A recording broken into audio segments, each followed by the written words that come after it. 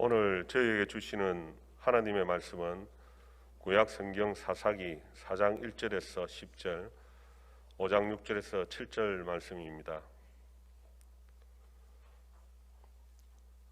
이제 들려지는 계시의 말씀 속에서 하나님의 음성을 들으시기 바랍니다.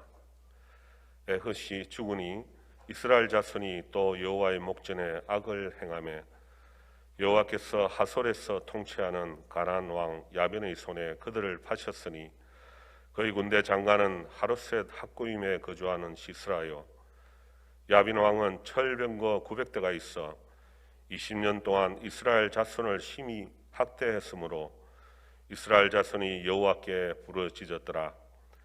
그때에 라피도스의 아내 여선지자 드보라가 이스라엘의 사사가 되었는데 그는 에브라임 산지 라마와 베델 사이 드보라의 종려나무 아래에 거주하였고 이스라엘 자손은 그에게 나아가 재판을 받더라. 드보라가 사람을 보내어 아비노함의 아들 바락을 납달리 게데스에서 불러다가 그에게 이르되 이스라엘의 하나님 여호와께서 이같이 명령하지 아니하셨느냐? 너는 납달리 자손과 스불론 자손 10,000명을 거느리고 다볼 산으로 가라. 내가 야빈의 군대 장관 시스라와 그의 병거들과 그의 무리를 기손강으로 이끌어 내게 이르게 하고 그를 내 손에 넘겨주리라 하셨느니라. 바락이 그에게 이르되 만일 당신이 나와 함께 가면 내가 가리니와 만일 당신이 나와 함께 가지 아니하면 나도 가지 아니하겠노라 하니 이르되 내가 반드시 너와 함께 가리라. 그러나 내가 이번에 가는 길에서는 영광을 얻지 못하리니 이는 여호와께서 시스라를 여인의 손에 파실 것임이라 하고 드보라가 일어나 바락과 함께 게데스로 가니라. 바락이 스불론과 납달리를 게데스로 부르니 10,000명이 그를 따라 올라가고 드보라도 그와 함께 올라가니라. 아나스의 아들 삼갈의 날에 또는 야엘의 날에는 대로가 비었고 길의 행인들은 오솔길로 다녔도다. 이스라엘에는 마을 사람들이 거쳤으니 나 드보라가 일어나 이스라엘의 어머니가 되기까지 거쳤도다. 아멘. 우리의 삶이 영으로 기도하고 영으로 찬양하며 우리의 온 영혼이 주를 송축하는 삶을 살아가는 저와 여러분, 우리 부산지 모든 믿음의 가족들이 되시기를 바랍니다. 우리 임마누엘 찬양대 박수로 한번 격려하도록 하겠습니다. 감사합니다. 네. 언젠가 참 마음에 와닿는 글을 보았던 적이 있습니다. 꿀벌에 대한 글인데, 이 꿀벌들은 육각형으로 된 단단한 집을 만들어서 함께 모여서 살게 됩니다. 마치 사람이 모여 사는 것처럼 이 꿀벌들도 함께 모여서 작은 공동체를 이루며 살아갑니다.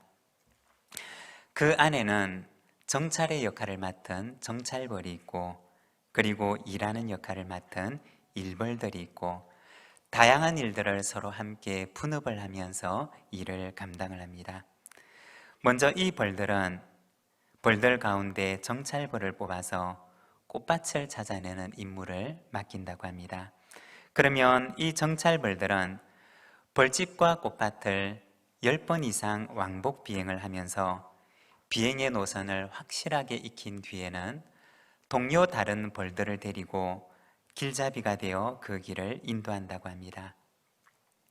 그리고 그 다음에는 꿀을 모으는 꿀벌들이 500g의 꿀을 채취하기 위해서 6만 송이의 꽃을 찾아다닌다고 합니다. 보통 한 송이에서 60번의 꿀을 빨아당기게 되는데 500g의 꿀을 만들기 위해서는 36만 번의 반복된 작업을 통해서 꿀을 모으게 된다고 합니다. 그리고 일벌들은 집을 떠나지 않고 그 벌집의 온갖 구전 일들을 도맡아서 하게 됩니다. 날이 덥게 되면 벌집의 온도를 조절하기 위해서 날개짓을 하면서 바람을 일으키고 에어컨처럼 벌집을 식히는 역할을 감당한다고 합니다. 이렇게 해서 꿀벌들은 하나의 작은 꿀벌 공동체를 이루게 되는데, 이 꿀벌 공동체를 이루게 되는 데는 어느 한 벌의 탁월한 리더십 때문이 아니라 서로를 위한 수많은 수고와 희생과 헌신 속에서 아주 견고하고 단단한 공동체를 만들어 간다는 것입니다. 여러분, 공동체는 어떻게 세워지는 것일까요? 공동체는 어느 한 사람의 탁월한 리더십을 통해서 세워지는 것이 아니라 이처럼 서로를 향한 수고와 희생을 아끼지 않는 그러한 구성원 한 사람 한 사람들의 헌신을 통해서 세워지게 된다는 것입니다. 우리의 가정이 그리고 우리의 교회가 이처럼 서로를 향한 수고와 희생과 사랑과 헌신으로 가득하여서 아름답고 견고한 공동체를 만들어가는 우리 부산진 모든 믿음의 가족들이 되시기를 바랍니다. 오늘은 우리가 사사기 5장과 6절의 말씀을 통해서 하나님의 일꾼 어머니의 영성으로 라고 하는 제목으로 함께 말씀을 묵상하고자 합니다. 오늘 우리가 읽었던 말씀 사사기 4장 5절과 6절의 말씀을 우리 자막을 보면서 함께 읽겠습니다. 그때 랍비돗의 아내 여선지자 드보라가 이스라엘의 사사가 되었는데 그는 에브라임 산지 라마와 베델 사이 드보라의 종려나무 아래에 거주하였고 이스라엘 자손은 그에게 나아가 재판을 받더라. 아멘. 여기 보면 이스라엘의 사사로 세움을 받았던 드보라라고 하는 여선지자에 대해서 말씀을 합니다. 이 드보라라고 하는 이름의 뜻은 우리가 조금 전에 얘기를 나누었던 것처럼 꿀벌이라고 하는 뜻을 가지고 있습니다. 공동체를 위해서 수고와 희생을 아끼지 않고 자신을 헌신함으로 공동체를 세워나가는 바로 그 꿀벌이라고 하는 뜻을 가집니다. 이 드보라는 이스라엘의 사서로 부름을 받고 4절과 5절에 보면 이스라엘 자손들이 사사로 세움을 받았던 그 드보라에게 나아가서 재판을 받게 됩니다. 우리가 성경을 보게 되면 이 사사라고 하는 말이 등장하는데 여러분, 사사라고 하는 것이 어떠한 사람을 가리키는 말일까요? 사사가 된다라고 하는 말은 히브리어로 샤파트라고 하는 단어인데 이 말의 뜻은 재판하다라는 뜻입니다. 다시 말해 사사라고 하는 사람은 재판을 하는 재판관을 가리키는 것입니다.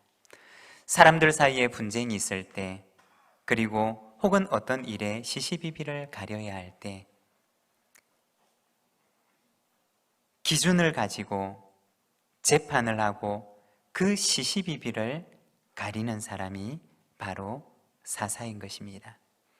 그러면 재판을 하고 시시비비를 가릴 때 무엇을 기준으로 삼아 이 재판을 해야 했을까요? 그것은 바로 하나님의 말씀이었습니다. 사사는 하나님의 말씀을 기준으로 삼아서 사람들 사이에 분쟁을 해결하고 일의 시시비비를 가리며 하나님의 뜻을 밝히 전하는 일을 감당했던 사람이었던 것입니다. 사사는 한마디로 기준을 세우는 사람이었습니다. 기준이 없어 자기 자신이 기준이 되어버린 그 사사 시대에 하나님의 말씀이 기준임을 선포했던 사람이 바로 이 사사였던 것입니다. 하나님의 말씀을 기준으로 삼고 그들에게 영적인 기준을 세워서 무너진 그들의 삶을 다시 회복시키는 사명을 감당했던 것이 바로 이스라엘의 사사였던 것입니다. 오늘 우리가 읽었던 이 말씀에서는 사사기에 나오는 12명의 사사 가운데 유일하게 여성의 신분으로 사사로 세움을 받았던 그 혼란의 시대에 하나님의 말씀으로 공동체를 다시 세워나가며 꿀벌처럼 자신을 희생하고 헌신하며 이스라엘 공동체를 구원의 공동체로 세워나가는 하나님의 일꾼으로 부름을 받은 드보라의 삶을 바라보면서 우리가 하나님의 일꾼은 어떠한 사람인가? 공동체를 세워나가는 하나님의 일꾼은 어떠한 사람이 되어야 하는가? 우리가 말씀을 통해서 함께 묵상하기를 원합니다. 먼저 첫 번째, 공동체를 세워나가는 하나님의 일꾼은 눈물의 사람입니다. 하나님께서는 눈물의 사람을 하나님의 일꾼으로 사용하신다는 것입니다. 사사기 5장과 6절의 말씀을 보면 아낫의 아들 삼갈의 날에 또는 야엘의 날에는 대로가 비었고 길의 행인들은 오솔길로 다녔도다. 이스라엘에는 마을 사람들이 그쳤으니 나 드보라가 일어나 이스라엘의 어머니가 되기까지 그쳤도다. 사사기 5장 6절과 7절의 말씀에서는 그 당시 이스라엘의 영적인 상황을 보여주는데, 당시 시대적인 상황을 보여주는데, 대로는 텅텅 비어 있고 사람들은 두려움으로 인해서 오솔길과 같은 좁은 길로, 인적이 드문 길로 다니며 마을에는 사람들이 살지 못하고 그 마을은 비어져 가는 모습을 보여줍니다. 미디안 족속들과 이방 족속들의 잦은 침략과 약탈로 인해서 일상의 평안이 무너져 버린 이스라엘 백성들의 피폐한 삶의 모습을 보여주는 것입니다. 하나님께서 이스라엘을 구원하시기 위해서 사사를 세우시는데, 이 6절과 7절의 말씀을 보면 삼갈과 야엘과 드보라를 세우시게 됩니다. 삼갈이라고 하는 사람은 사사기 3장 31절에 보면 소모는 막대기로 블레셋 사람들을 쳐서 이스라엘을 구원하였던 사람이었습니다. 그리고 야엘은 연약한 여인의 몸으로 장막을 고정하는 말뚝으로 적장 시스라를 죽여서 이스라엘을 구원했던 사람이었습니다. 그리고 드보라는 이스라엘의 어머니가 되어서 그 이스라엘을 위하여 눈물로 기도했던 사람이었습니다. 이들은 모두가 다 지극히 평범한 사람들이었지만, 그러나 하나님께서는 이 평범한 사람들을 통해서 이스라엘을 구원하시는 하나님의 일꾼으로 삼으셨던 것입니다. 그 가운데 드보라는 어떤 사람이었느냐? 그는 어머니의 사명을 받은 사람이었습니다. 7절의 말씀을 보면 나 드보라가 일어나 이스라엘의 어머니가 되었다라고 얘기를 합니다. 아마도 이 말 속에는 두 가지의 의미가 담겨 있는데, 첫 번째는 이스라엘의 어머니가 되고자 했던 그의 소망이며, 두 번째는 그를 이스라엘의 어머니로 삼으셨던 하나님의 사명입니다. 길을 잃은 이스라엘 백성들의 영적인 상황을 바라보면서, 그리고 피폐해진 이스라엘 백성들의 무너진 일상을 바라보며 드보라는 어머니의 마음을 가지고 이스라엘을 위하여 애통하며 눈물로 기도합니다. 연약한 자기를 사용해서라도 하나님께서 이 백성을 구원해 주시기를 그는 어머니의 마음으로 간절하게 기도했던 것입니다. 나 드보라가 이스라엘의 어머니가 되었다라는 이 말 속에는 이스라엘 백성들을 향한 어머니의 눈물과 애통함과 소망과 기도가 담겨져 있는 고백이며, 또한 그 소망을 가지고 있는 드보라에게 어머니의 사명을 주셨던 바로 하나님의 부르심이 포함되어 있는 것입니다.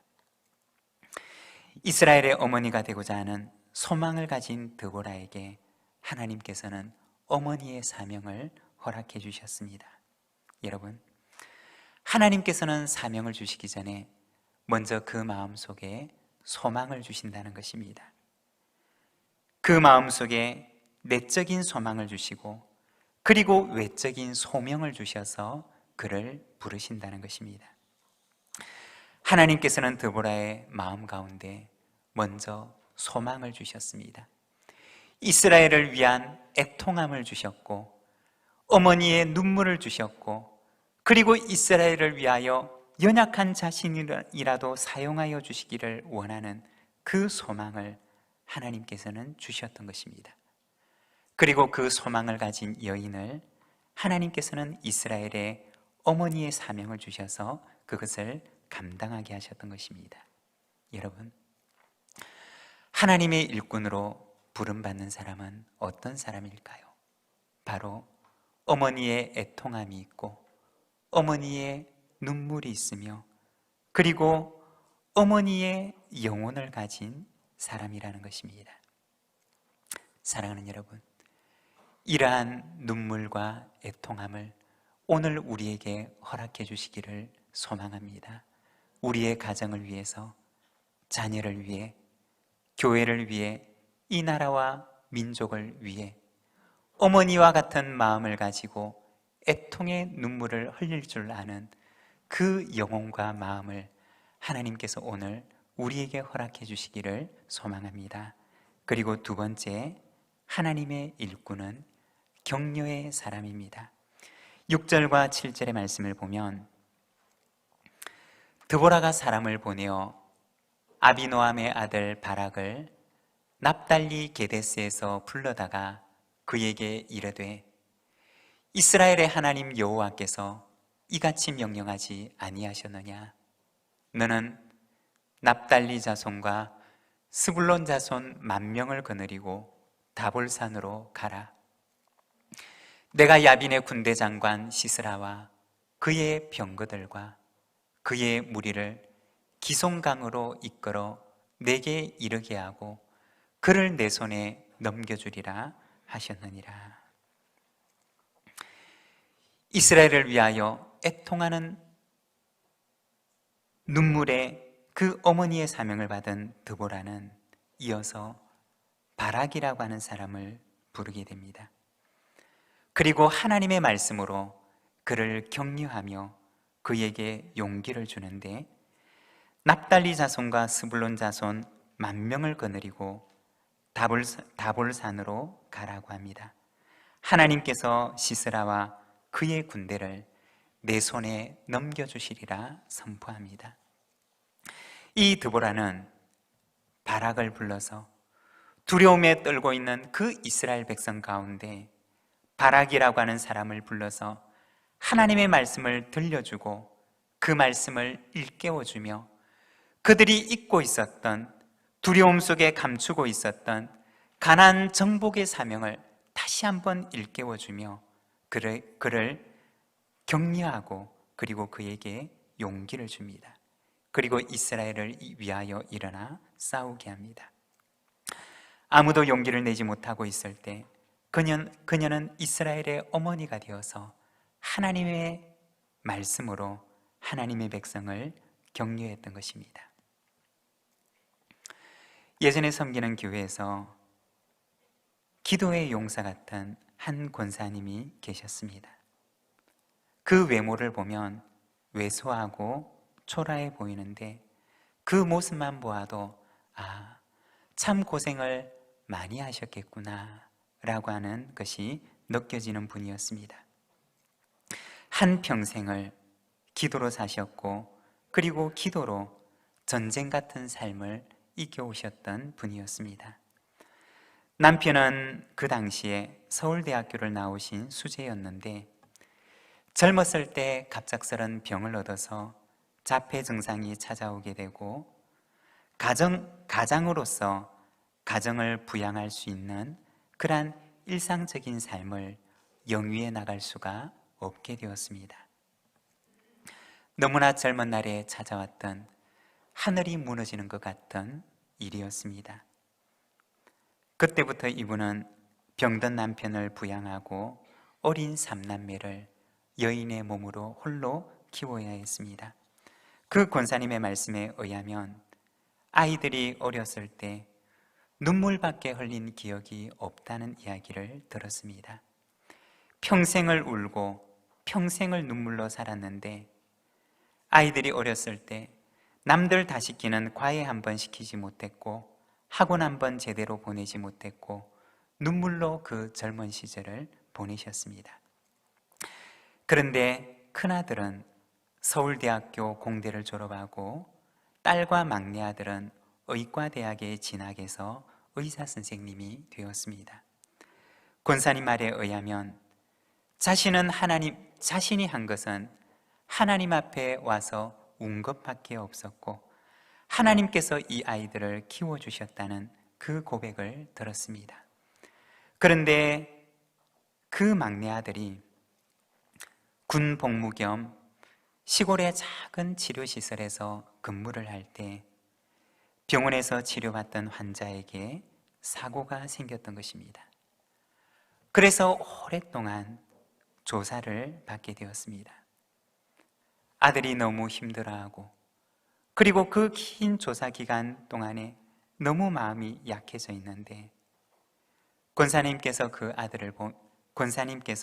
그 아들에게 그렇게 얘기를 했다고 합니다. 만일에 네가 잘못한 것이 있으면 죄값을 받아라.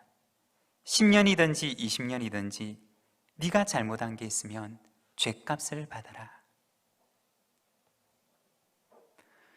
여러분, 그 어머니의 말이 아들에게 얼마나 모질게 들렸겠습니까? 오랜 기간 동안의 조사가 끝이 나고 이 아들에게 아무런 잘못이 없음이 밝혀지고 나서 그 권사님께서 그간에 있었던 일들을 간증하시는 것을 들었던 기억이 있습니다.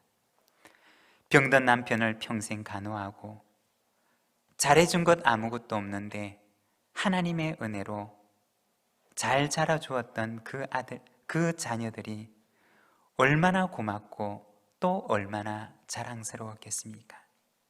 그런데 그 막내 아들이 눈에 넣어도 아프지 않을 것 같던 그 막내 아들이 두려워하고 약해 있을 때 그 권사님께서 그 아들에게 만일에 네가 잘못한 것이 있다면 당연히 죄값을 받아야지.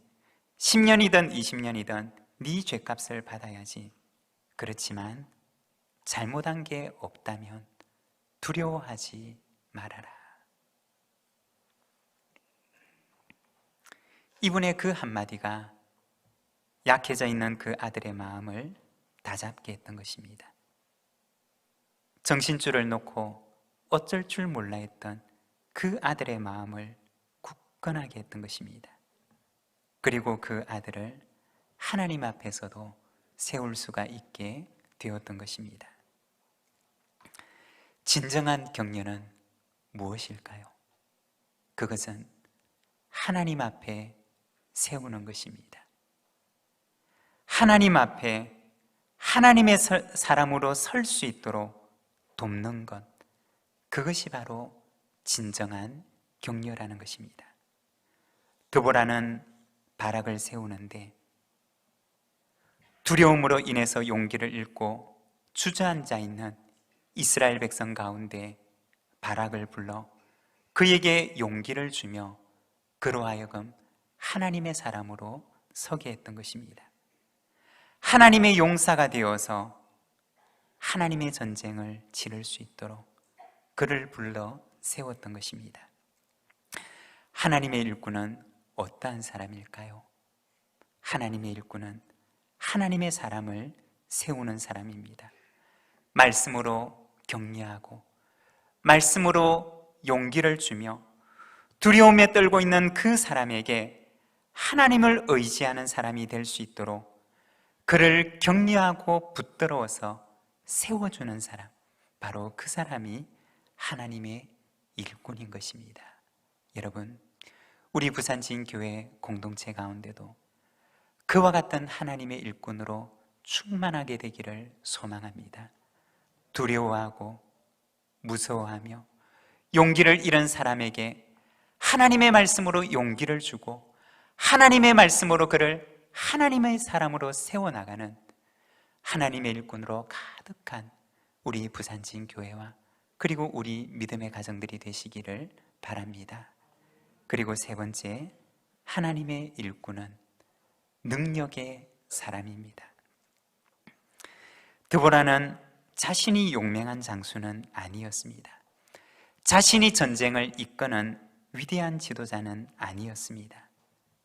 드보라는 오직 어머니의 마음을 가지고 이스라엘을 위하여 눈물을 흘리는 사람이었고, 하나님의 백성을 격려하고 용기를 주어 하나님의 사람으로 서게 하는 격려의 사람이었습니다. 그는 오직 어머니가 되기를 원했던 어머니의 영성을 가진 사람이었습니다. 세상적으로 볼 때, 그리고 육신적으로 볼 때 그는 한 사람의 연약한 여성이었고 한 사람의 어머니일 뿐이었습니다. 그렇지만 하나님께서는 그녀를 이스라엘의 사사로 삼으시고 그녀를 통해 이스라엘을 구원하는 위대한 일을 행하셨던 것입니다. 하나님의 일꾼은 어떤 사람이냐?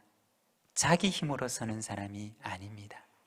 자기 능력을 가지고 서는 사람이 아닙니다. 하나님의 사람은 자신은 연약하지만 하나님의 힘으로, 하나님의 능력으로 설 줄 아는 사람입니다. 고린도후서 12장 9절과 10절의 말씀을 보면 사도 바울의 고백이 나타나는데 우리 함께 말씀을 봉독하겠습니다. 나에게 이르시기를 내 은혜가 내게 족하도다. 이는 내 능력이 약한 데서 온전하여짐이라 하신지라.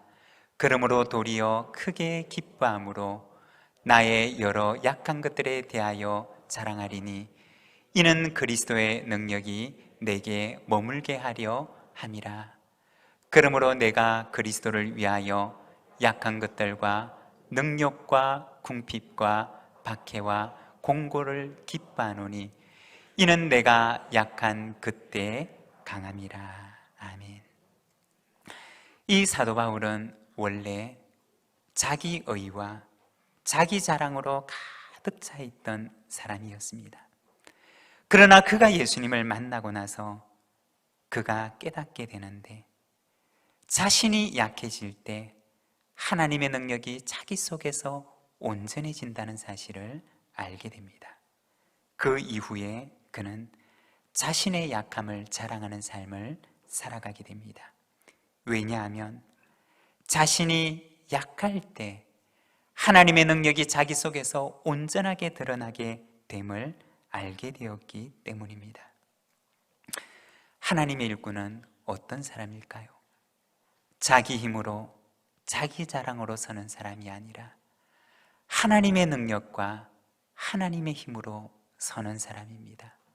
오히려 자신의 연약함을 자랑하며 연약한 자신을 통해서 하나님의 능력이 온전하게 된다는 사실을 알며 하나님의 능력을 의지하는 사람입니다. 드보라는 이스라엘의 어머니가 되고자 하는 소망을 가졌던 사람이었습니다. 그리고 하나님께서는 그녀에게 어머니의 사명을 주셨습니다.